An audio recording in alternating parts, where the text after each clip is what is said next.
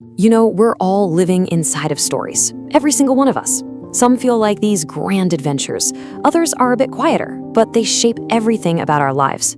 But here's the secret, the thing nobody tells you. You don't have to just be a character in a script that someone else wrote. You can actually pick up the pen and become the author. So let me ask you a question, and I want you to really sit with it for a second. Are you living your story, or is a story living you? You know, maybe it's some old, tired script you've been following for years without even realizing it. Just thinking about that difference, that's the very first step to taking back the pen.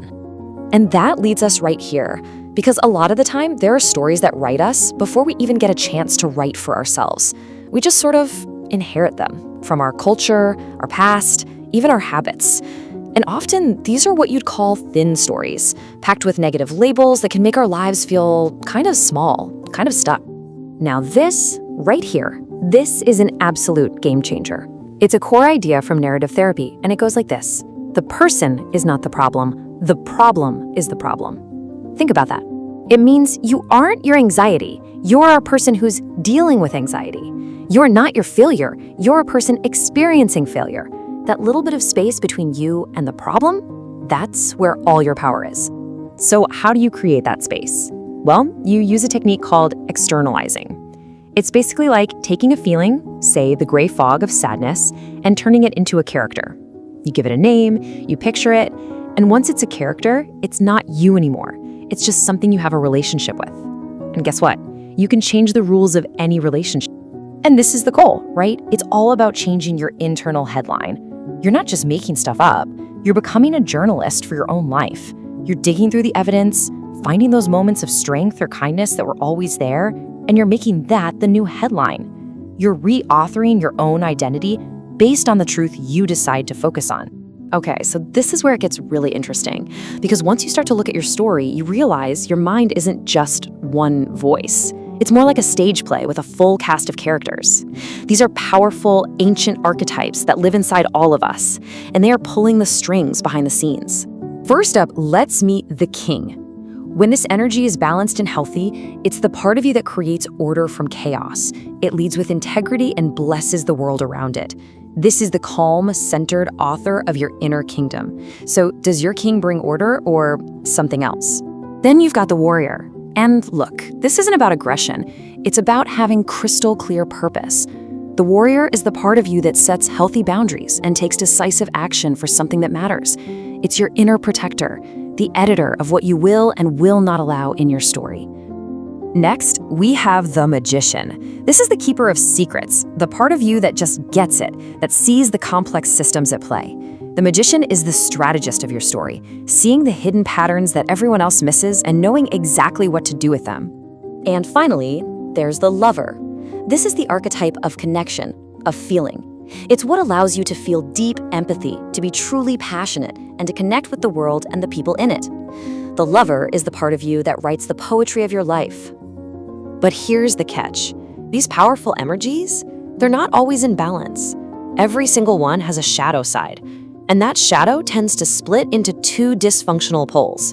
An active shadow, which gets all controlling and intense, and a passive shadow, which basically just gives up its power. And you can see it right here. The centered king can become a controlling tyrant or a spineless weakling. The purposeful warrior can become a sadist who enjoys cruelty or a masochist who seeks it out. The wise magician can become a manipulator or the clueless innocent who pretends not to know any better. Seeing these shadows isn't about judging yourself, it's about navigating. It's your compass for finding your way back to center. Now those 4 archetypes, they're an amazing start, but they are just the beginning. I mean, the world's library of stories is absolutely massive. So to become a true master storyteller of our own lives, we can call on a global council of mentors. Each one offers a different way to tell a story, a different song to sing. So think of this as your character select screen. Who do you need to call on right now? Maybe it's the cleverness of Anansi, the spider, to outwit a problem, or the sheer rebellious power of Sun Wukong, the Monkey King, who literally rewrote his own fate. Or what about the healing magic of Scheherazade, who told 1001 stories to literally cure a king's madness? Each one of these is a masterclass in using narrative to change your reality. And this is so important, because it reminds us that not every story has to be a straight line that ends with a big battle. The classic hero's journey is just one map out of thousands. So many traditions tell stories that are cyclical, stories that are about community and survival, not just one person's victory. The goal isn't always to slay the dragon. Sometimes it's to outsmart it, to heal it, or, and I love this, to sing the world back into balance. Okay, so this all sounds amazing, right? But how do we actually do it? How do we take these huge, ancient ideas and use them in our day-to-day modern lives? Well, this is where we open up our digital alchemy kit. That's right, you are the digital alchemist. You get to use the tools of our time, the phones in our pockets, the apps on our screens, to practice the ancient, sacred art of writing your own life.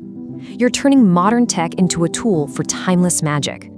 So here's a concrete action you can take, like today. First, you're going to externalize a problem. Number 1, name it. Give your struggle a name, like the inner critic or the procrastination beast. 2, design its avatar. Seriously, use an app, doodle on a napkin, whatever. Give it a face. And 3, write it a letter. Put that character on notice. Let it know that you see it and that you, the author, are officially changing the script. So when you put it all together, this whole journey, from seeing the stories we're stuck in, to meeting our inner archetypes, to learning from storytellers all over the world, it's all about one single powerful act: taking back the pen. And the ultimate goal here is to create what's called a preferred story. Now, this is not fiction. This is a true story that you build on purpose.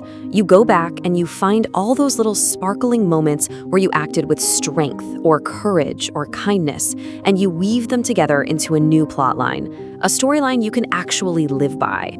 So, if there's one thing you walk away with, let it be this. Your life is not some script written in stone. It's not a fixed destiny. It is a living, breathing story, and it is waiting right now for its author to show up and decide what happens next. And that author, well, that author is you. The pen is in your hand. So the only question left is, what happens next?